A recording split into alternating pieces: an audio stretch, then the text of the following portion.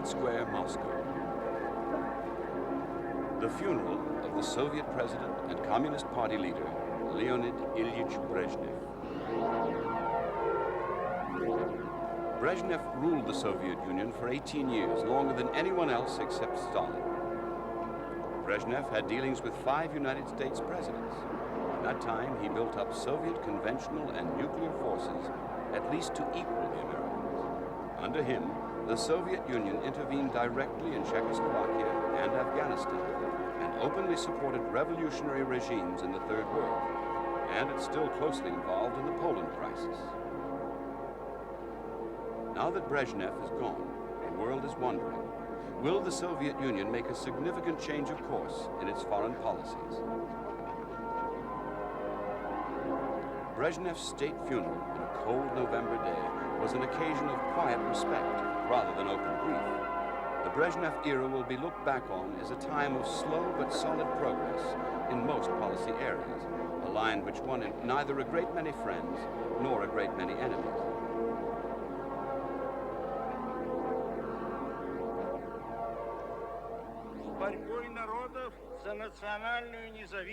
Yuri Andropov, former head of the State Security Bureau, the KGB, is the man who was promptly chosen as new leader of the Soviet Communist Party, the top post. Andropov was also expected to be named head of state, which would make him the undisputed strongman, ending speculation that there might be a collective leadership during the transition of power. Brezhnev was the first Russian to combine the 2 posts, and he only became president 5 years before his death.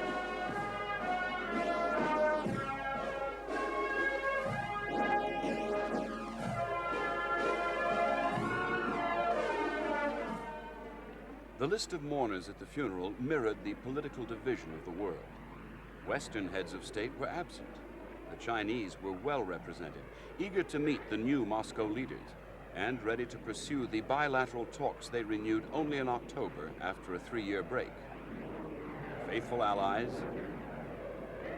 cautious friends, they came to pay their respects to a man who had been one of the world's most powerful politicians.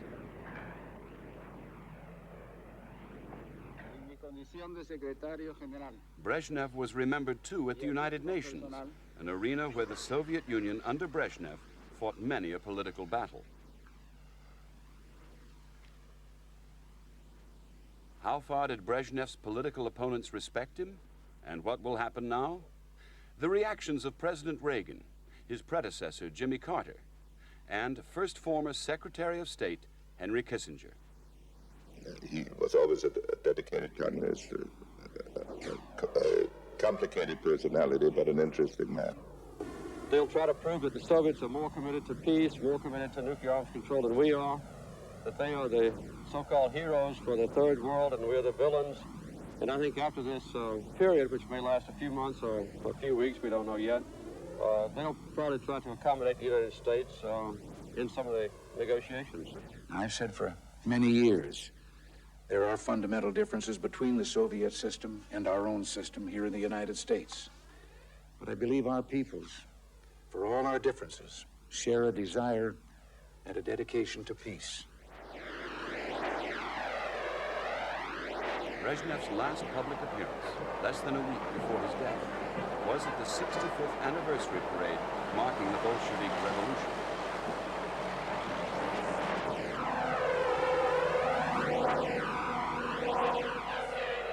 When Brezhnev came to power, just 2 years after the Cuba Missile Crisis, the Soviet Union was clearly second best in military terms to the United States, at least in terms of the number and quality of its long-range missiles.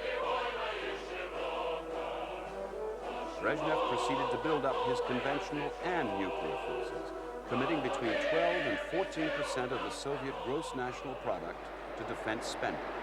This compares with a figure of about 7% in the United States.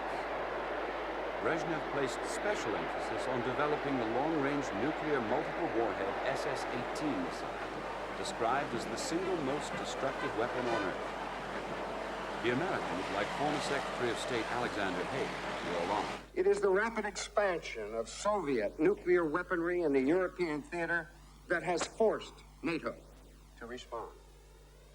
The Soviet SS-20s, as Chancellor Schmidt has pointed out, were a Soviet initiative. They are being deployed steadily. They cannot be wished away.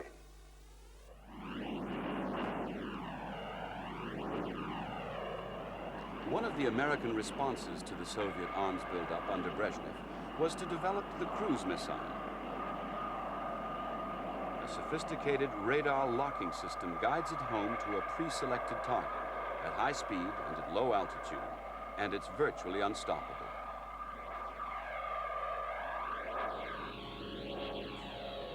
There's also the deadly intercontinental Minuteman series, launched from underground silos.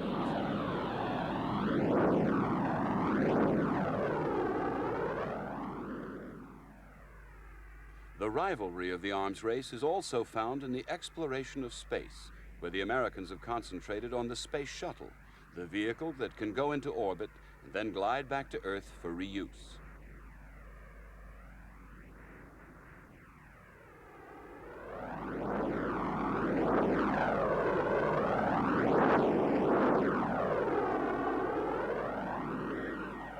The possibilities of using outer space in times of war are well known to both superpowers.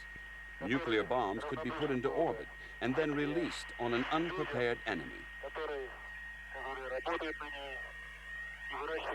The Soviet Union is continuing with its program of space experiments, sending up its cosmonauts to work in space laboratories. But under Brezhnev, there has been a degree of cooperation in space, and the two sides have even agreed to exchange the scientific data they've accumulated. This is one positive aspect of the policy of détente pursued by Brezhnev. The spirit of détente and cooperation in the arms field reached one of its highest points in June 1979 in the Austrian capital, Vienna. Brezhnev and Carter personally signed the second Strategic Arms Limitation Treaty, SALT II, ending 7 years of tough bargaining. It appeared to be an historic occasion, one both leaders could be proud of. What they did not know was that the United States Senate would block the treaty, claiming it gave an unfair advantage to the Soviets.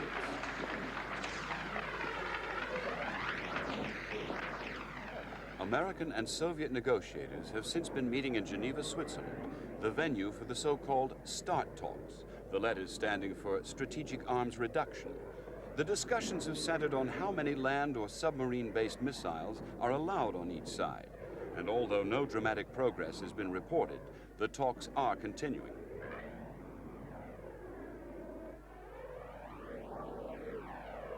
But the Soviets are well aware that an ever-growing slice of European opinion challenges even the pairing-off approach to disarmament. A spate of marches last year widened the rift between Western Europe and the U.S. It also added huge weight of numbers to the powerful political lobby for unilateral disarmament. Predictably, the Soviets were accused of sowing division in the West and leading unilateralists on with empty promises. But even that charge conceded that there was substantial division to play upon. The huge turnout in London's Hyde Park was matched by a wave of similar parades throughout Europe, even spilling into the communist bloc. But the East European marches ducked reference to the Soviet arsenal, while in the West the message was direct. British parliamentarian Tony Benn left no room for ambiguity. We will not accept the Trident, the Polaris, the cruise missiles, or the neutron bomb on our soil. That is our first demand. Now, our second demand is that we will not accept the political domination of our country by Russian generals or American generals or British generals.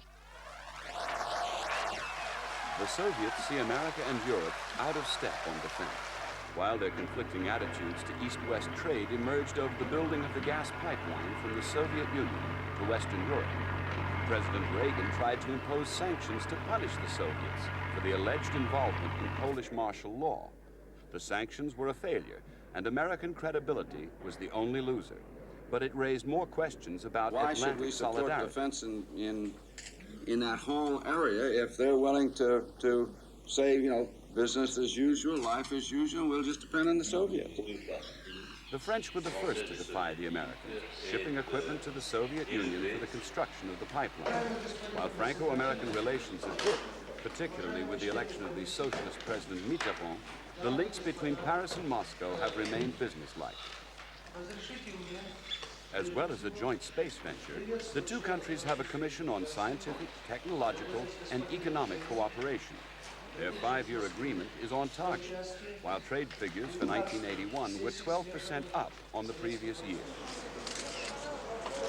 French backing for Nicaragua has been an indirect shot in the arm to Soviet influence in Central America. President Mitterrand endorsed the junta's anti-American policy.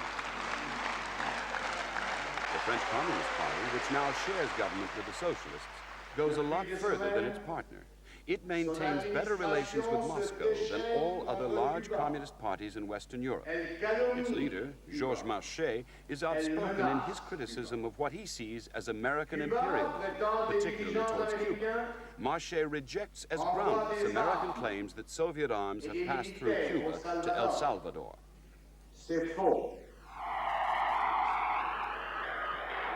Cuba, Moscow's firmest ally outside the Warsaw Pact.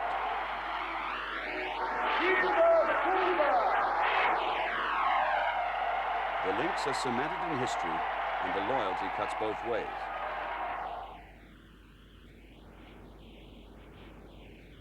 The Caribbean island is a haven for Soviet foreign policy in a region known for revolutionary movements, but still very much under United States domination.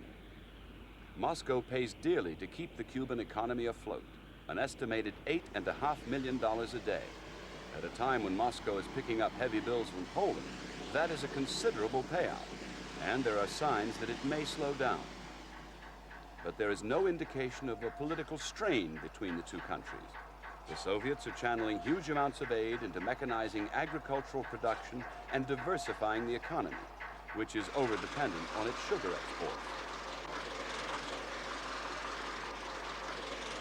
But in dealings between Havana and Moscow, military links are paramount.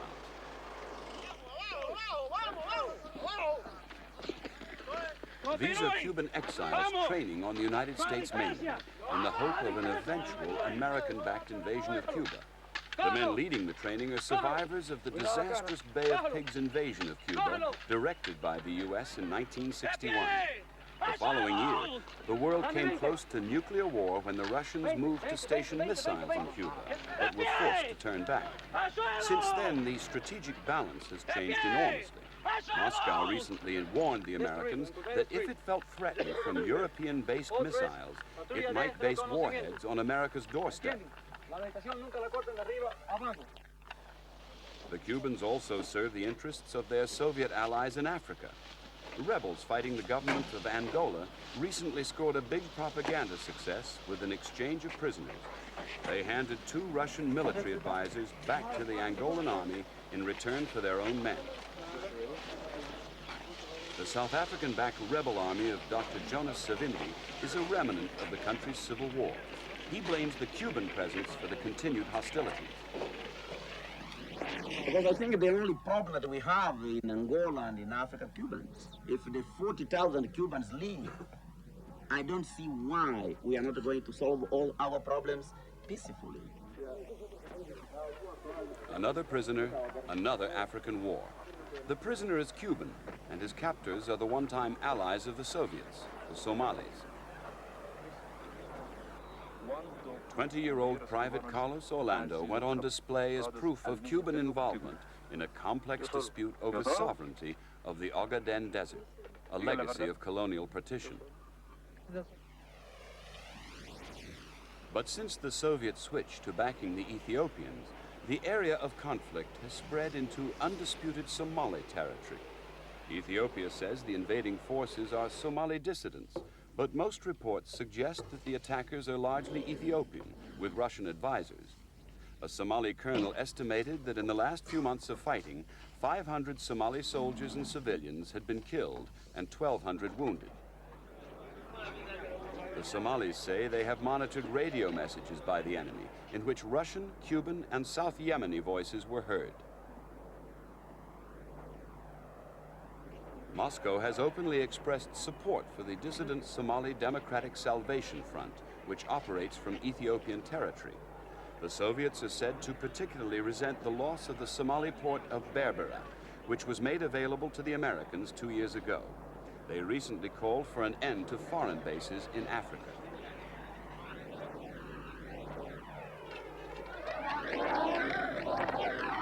Russian connections with Ethiopia go back a century. Tsarist Russia was keen to get a foothold in Africa, but was unsuccessful. Yet there were strong church links between the two countries. Today, the Soviets are well established in Addis Ababa. The country has strategic advantages, but it's an unpopular regime from which refugees have poured into Somalia and Sudan. The Libyan leader, Colonel Gaddafi, used the occasion of his visit to the Ethiopian capital to launch a verbal attack on the United States. Gaddafi's erratic personality has qualified his dependability as a Soviet ally. He has been at the center of division in the Arab world, and his foray into Chad is now costing him dear as he tries to take the chairmanship of the Organization of African Unity. Gaddafi has been outspoken in condemnation of the Israelis, but has not backed this up with substantial military help to the Palestinians. Soviet involvement in the Middle East has been expensive, but there was no doubt as to which side the Soviets support in the Middle East theater. There is a major home reason for Soviet backing of the Arab cause. The Soviet Union has a rapidly growing Muslim community, which is expected to account for around half the country's population by the year 2000.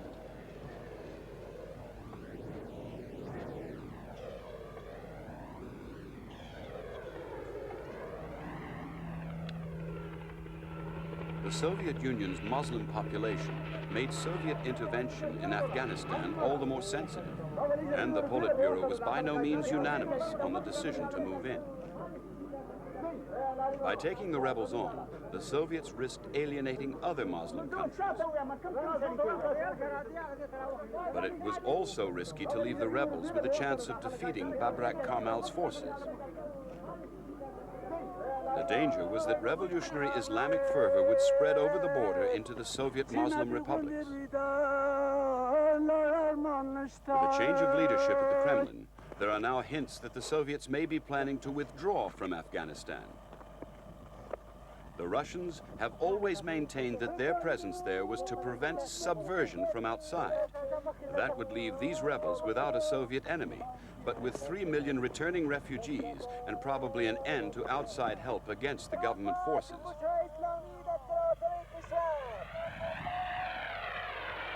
International condemnation of the Soviet intervention in Afghanistan resulted in a US-led boycott of the Moscow Olympics.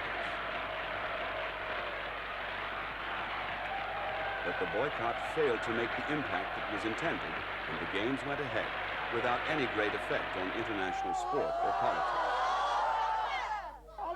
However, there were demonstrations around the world against the Russian involvement in Afghanistan.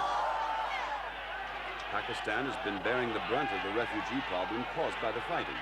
The main rebel groups have also been organizing operations from the Pakistani capital, Islamabad.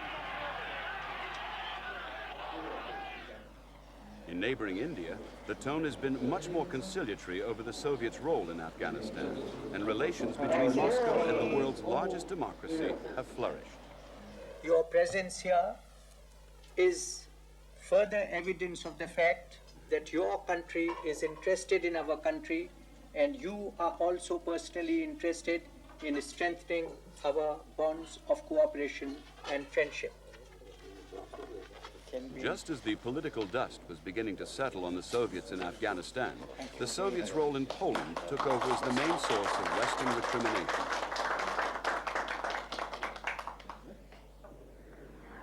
The biggest political problem that has faced Moscow in post-war years is personified in one man, Lech Walesa. The Polish Solidarity movement, born out of industrial troubles at the Gdansk shipyards, shook the whole communist bloc as well as the Polish government. Polish leader Jaruzelski had the powers of martial law at his disposal, but the Americans claimed it was only the Soviet Union that was keeping Jaruzelski in power.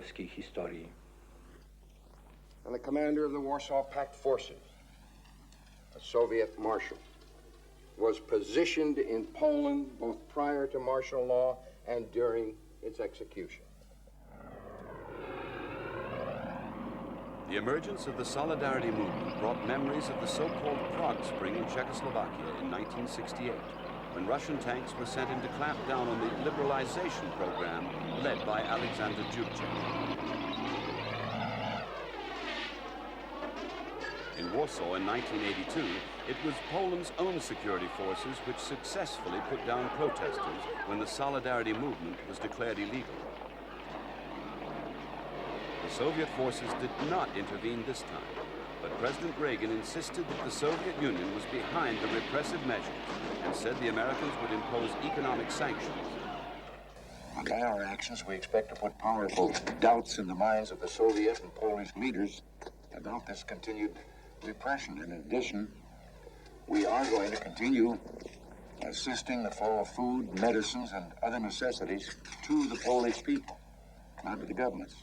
And the whole purpose of our actions is to speak for those who have been silenced and to help those who have been rendered helpless.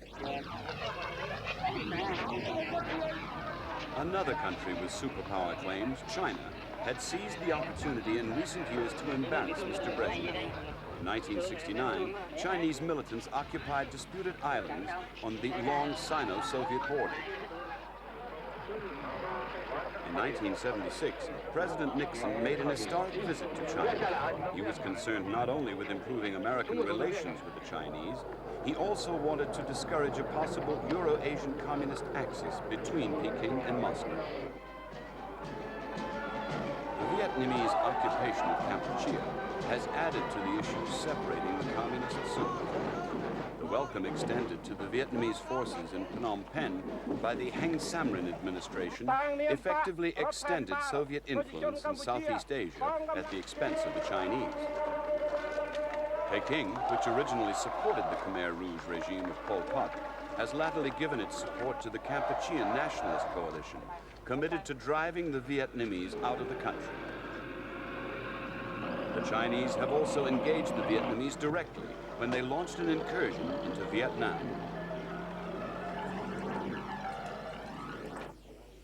Yet direct dealings between Peking and Moscow enjoyed a sudden thaw even before the death of Brezhnev. He wanted better relations with the Chinese, and negotiations were reborn after a 3-year freeze. President Reagan's attitude to Taiwan has soured the initial promise of Chinese links with Washington, leaving Peking open to dialogue elsewhere.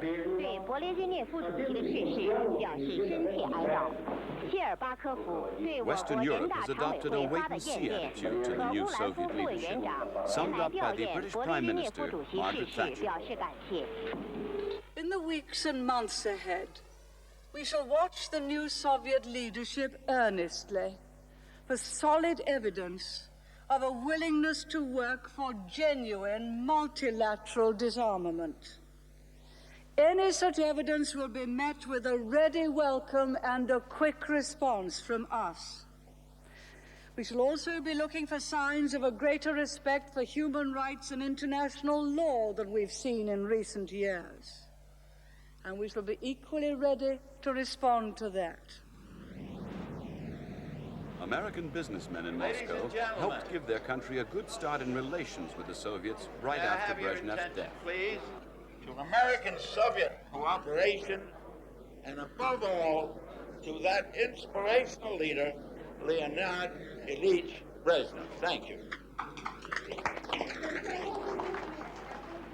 But hopes that the changes in leadership could herald an era of greater understanding between Washington and Moscow were virtually shattered when President Reagan announced that he planned to go ahead with a $26 billion project for Pact MX intercontinental ballistic missiles. The United States wants deep cuts in the world's arsenal of weapons. But unless we demonstrate the will to rebuild our strength and restore the military balance, the Soviets, since they're so far ahead, have little incentive to negotiate with us. Let me repeat that point because it goes to the heart of our policies. Unless we demonstrate the will to rebuild our strength, the Soviets have little incentive to negotiate. If we hadn't begun to modernize, the Soviet negotiators would know we had nothing to bargain with except talk. They would know we were bluffing without a good hand, because they know what cards we hold, just as we know what's in their hand. Whether or not Yuri Andropov will also see the American buildup as part of the arms reduction process remains to be seen. Initial reaction from Moscow was damning. TASS said the MX deployment was part of intensive efforts by the Americans to upset the rough strategic parity between the Soviet Union and the United States. On a wider plane, President Reagan's card table approach to strategic weapons has yet to bear fruit at the negotiations in Geneva. Andropov, despite being remembered as a hard man when he served as Soviet ambassador in Hungary at the time of the revolution of 1956, is widely regarded as a man of reform, open to new ideas, an intellectual with a capacity for uncompromising firmness. What effect these personal characteristics will have on international affairs remains to be seen. Will Andropov distinctly change Soviet foreign policy or follow the Brezhnev legacy?